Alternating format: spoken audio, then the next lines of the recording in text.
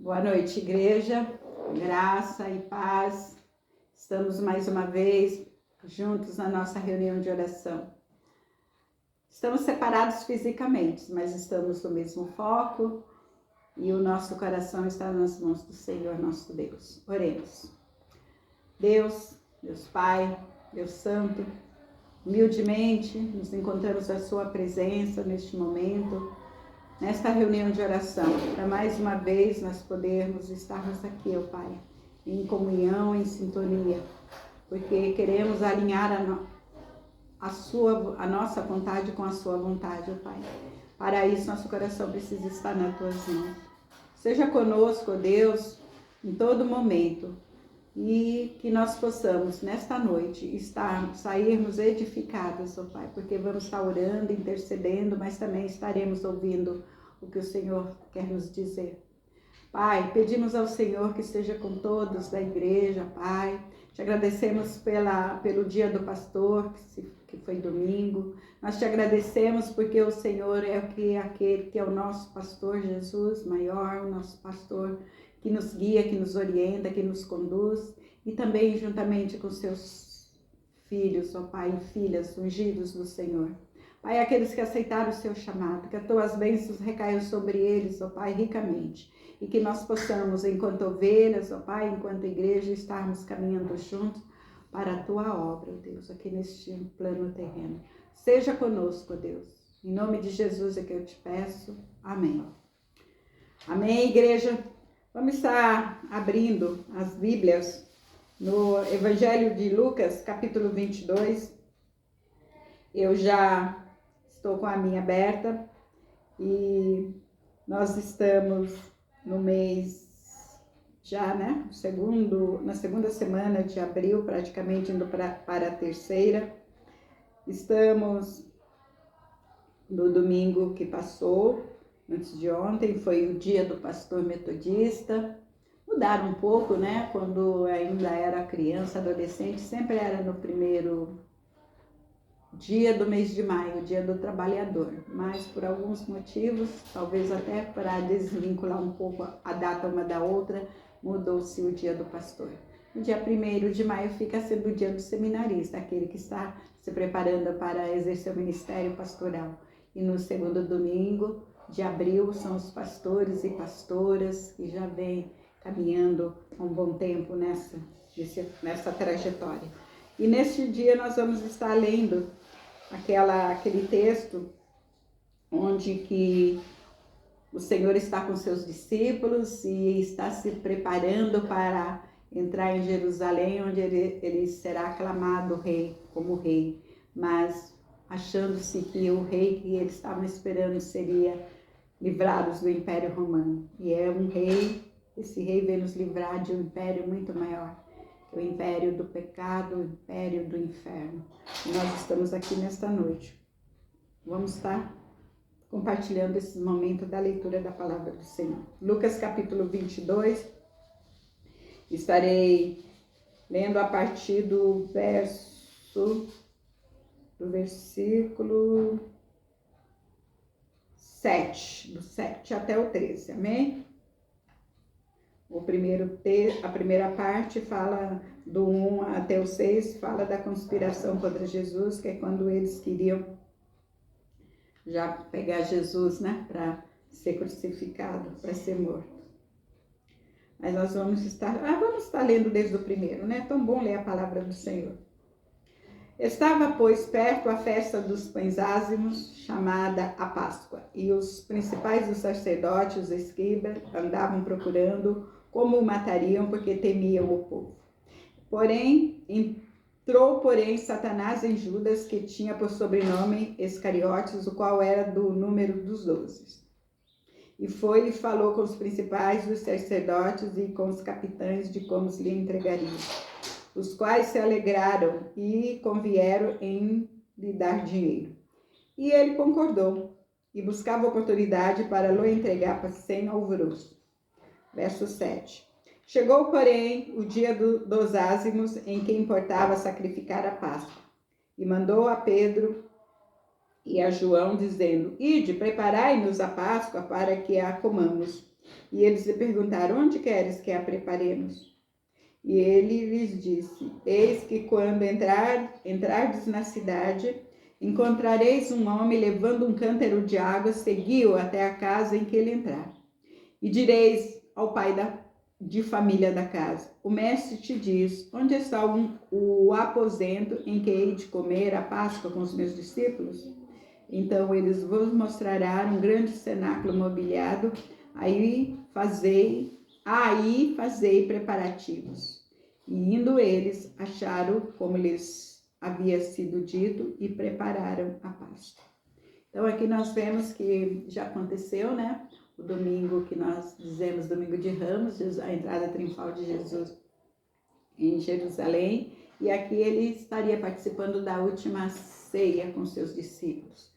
E só que nós já sabemos tudo, nós já aprendemos, nós já ouvimos mensagens, pregações, estudos, mas sempre que nós lemos a Bíblia, tem uma nova mensagem para nós, toda ela contém uma nova mensagem. Então aqui nós vamos discorrer um pouquinho sobre esse momento.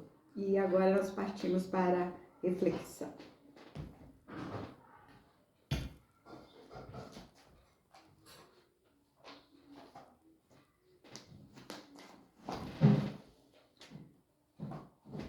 No recinto superior.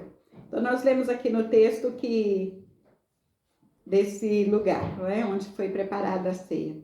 No tempo de Jesus, as casas geralmente tinham um aposento de cima, também chamado de cenáculo.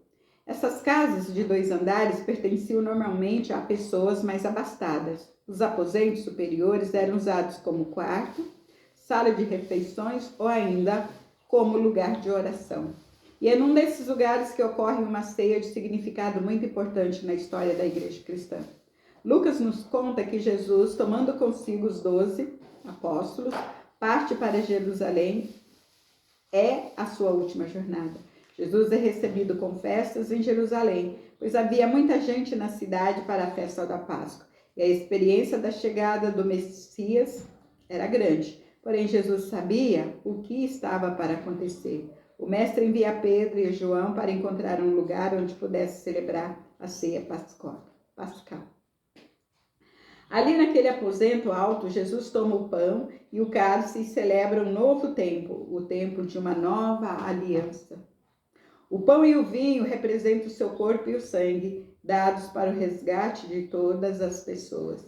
É o último e grande propósito de Deus para a salvação de todo aquele que crê.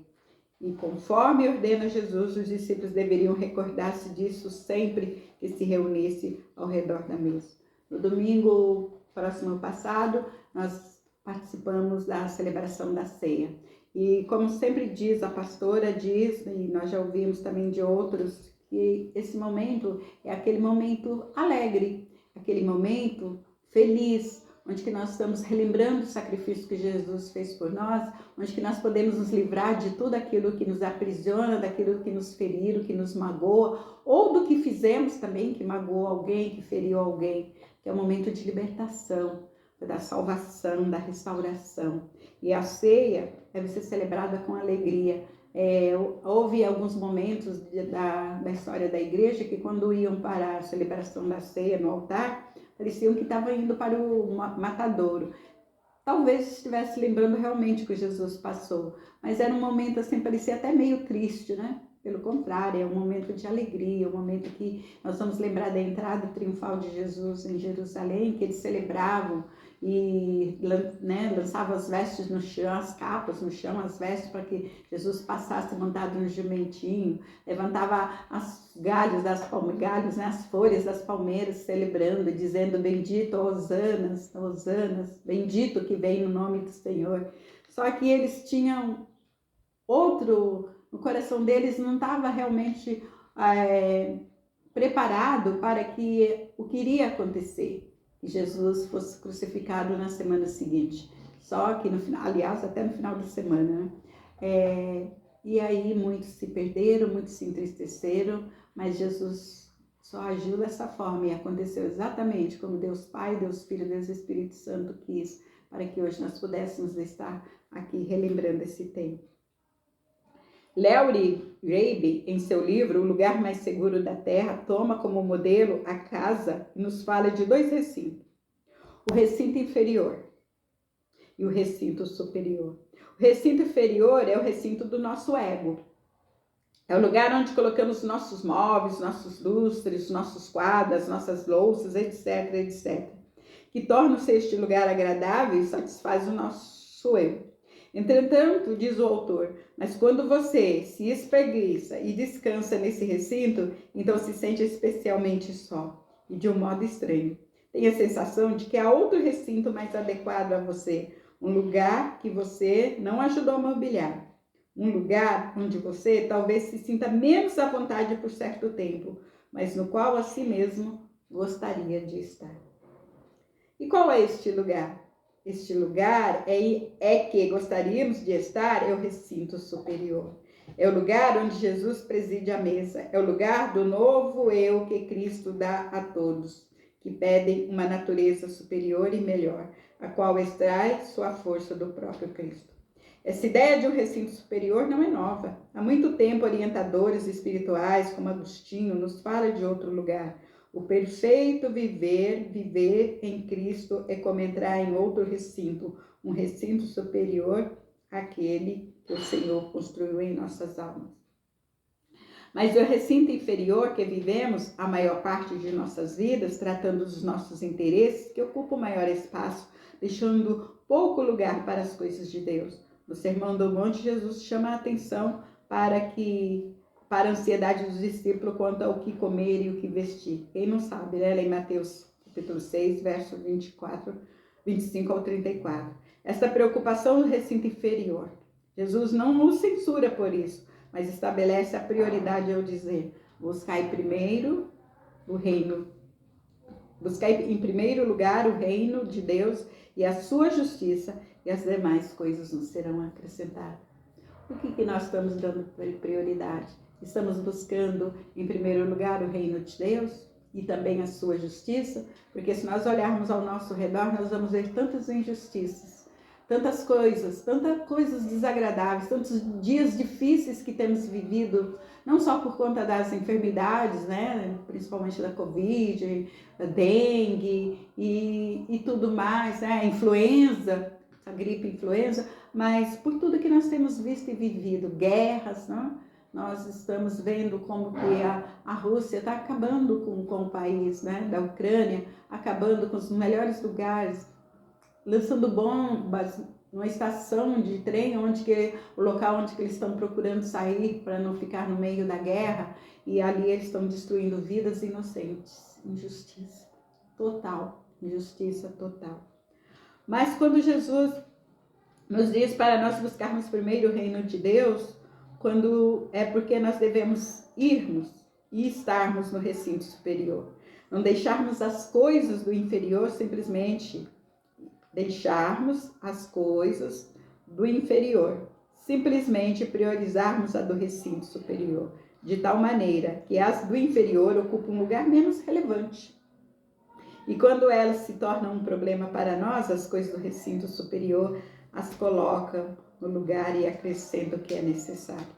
Então aqui nós vemos que quando nós deixamos, né, ou nos permitimos levar pelas coisas que vêm acumuladas na nossa vida terrena, que são os nossos problemas, nossas preocupações, né, tantos planos, projetos frustrados, né? Muitas vezes nós deixamos isso tomar conta de nós, mas é para que nós priorizemos tudo que Jesus pode ser para nós, tudo que Deus tem nos oferecido. E assim o Espírito Santo está sempre conosco. E quando isso acontece, nós sabemos que a nova aliança se concretiza no recinto superior. Ela é selada pelo Espírito Santo, que por meio do sangue de Jesus, que nos leva à presença real de Deus.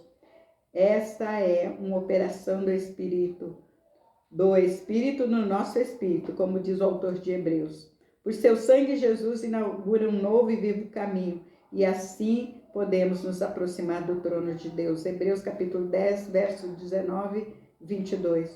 Como mediador da nova aliança, Jesus nos convida ao cenáculo, isto é, ao recinto superior, nos assentarmos com ele à mesa, desfrutarmos da plenitude da sua graça, O aposento alto é o lugar da comunhão com Deus, é o lugar da presença santificadora do Espírito, é o lugar do desvendar dos mistérios de Deus, é o lugar da dimensão maior onde podemos sentir a presença de Deus Pai, Deus Filho e Deus Espírito Santo.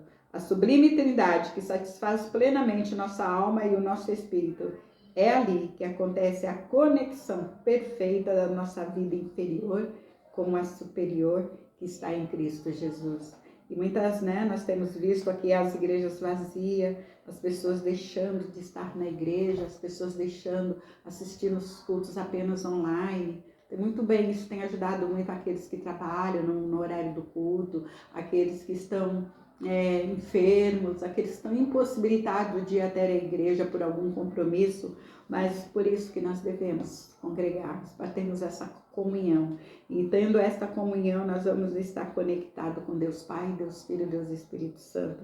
E essa conexão acontecerá de uma tal maneira que essa conexão é perfeita da nossa vida inferior com a superior, que é nos oferecida através de Cristo Jesus. Que essa pequena reflexão possa trazer em nós esse pensamento, essa reflexão, refletirmos naquilo que tem acontecido, de como temos vivido, de como temos agido. Nós temos orado pela vida dos pastores, as mulheres da igreja do Jardim Miranda, temos orado pela vida dos pastores do distrito de Campinas e oramos por outros pastores também, mas a prioridade estamos orando pelos nossos pastores e pastoras. Nós temos vivido momentos bons, vendo milagres que Deus tem preparado e tem nos revelado através da oração, porque é através da oração que nós vamos ligar o recinto inferior com o recinto superior.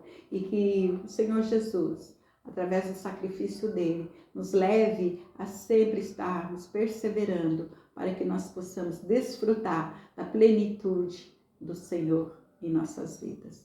Que Deus o abençoe, que Deus nos abençoe, que nós possamos continuar firmes, inabaláveis na rocha que é Cristo Jesus. Estarmos buscando, se não podemos estar juntos, pelo menos em oração, buscando aqueles que estão distantes, que estão dispersos, que estão afastados. Que nós continuemos a orar por todos, cada um orando um pelo outro e pela igreja. E hoje, que nós relembramos também o dia do pastor metodista, nós agradecemos a Deus pela vida dessas mulheres que aceitaram o chamado, ungidas, o anjo da igreja, desses homens que muitas vezes deixam a sua profissão da vida secular para se dedicar ao ministério pastoral e que muitas vezes são tão incompreendidos. Outros não, mas alguns são. Grande parte, principalmente quando a igreja não caminha junto. Que nós possamos ser essa igreja que não desliga o recinto inferior do recinto superior, mas pelo contrário, deixarmos através da Santíssima Trindade, Deus Pai, Deus Filho e Deus Espírito Santo, conectados conosco para desfrutarmos das bênçãos e o recinto superior dispensa sobre nós, através dessa graça salvadora, da graça que Jesus veio derramar por nós através do seu sangue. E que assim sejamos uma igreja que agrade o coração do Pai. Amém? Senhor, obrigado, Deus, por essa palavra, por este momento, esse momento, Pai, dessa reflexão que foi tirada da nossa própria igreja metodista, de um bispo, Senhor. Nós sabemos, ó Pai, que ele te serviu tanto, que um dia o Senhor o exaltou e ele chegou a ser bispo, Pai, acima dos outros pastores, mas caminhando sempre junto com eles. E nós te agradecemos por essa palavra. Nós pegamos apenas algum gancho, Senhor Deus, nessa mensagem que ele deixou para nós, mas que é tão valorosa, que é tão grandiosa, tão preciosa, que vem nos fazer relembrar do compromisso que um dia assumimos com o Senhor diante do teu altar. Pai, nós sabemos que o Senhor não nos obrigou a nenhum de nós, mas nós assumimos por amor, por prazer, sabemos que era o melhor naquele momento e que nós possamos continuar perseverando e que nós possamos continuar enquanto igreja, procurar dar o nosso melhor E aqueles que ainda, ó Pai, ainda não entenderam, que ainda não estão, Senhor Deus, a vontade deles alinhada com a sua, possa se render aos seus pés, ó Pai. Abençoe a nossa pastora, abençoe as famílias dessa igreja. Te agradecemos pela restauração da saúde da Marcelene, pela vitória, Senhor Deus, da Andréia e do Sérgio ter conseguido vender o carro, que foram momentos difíceis e complicados para ele, mas tudo é no seu tempo, Pai. Nós te agradecemos, não só por isso, tantas outras bênçãos que o Senhor derramou sobre nós, mas essas são as mais, Senhor Deus, recente, e nós te agradecemos pelas bênçãos que o Senhor já nos deu, que o Senhor tem nos dado e com certeza o Senhor ainda nos dará. Seja conosco, é que eu te peço e te agradeço no nome santo de Jesus, aquele que derramou seu sangue em uma cruz, ó Pai, tão cruel, foi tanta crueldade para com ele, mas que ele se fez por amor, para que nós pudéssemos hoje estarmos aqui, ó Pai, celebrando mais uma vez a Páscoa, ó Pai. Em nome de Jesus, eu te agradeço por tudo que o Senhor tem feito e fará, Senhor Deus, e que nós possamos continuar como igreja, te servindo, ó Pai, aqui no teu reino. Em nome de Jesus é que eu oro. Amém.